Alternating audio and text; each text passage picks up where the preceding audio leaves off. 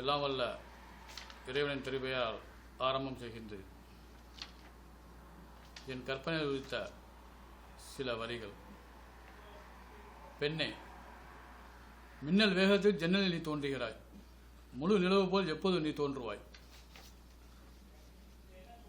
அடுத்து, நினைவில் உள்ளவர்களை நேரில் காணும்போது தனி மகிழ்ச்சி. அடுத்து, தென்காசியை சேர்ந்த நண்பர் மொஹபிலாசா சொன்ன சில வரிகள்.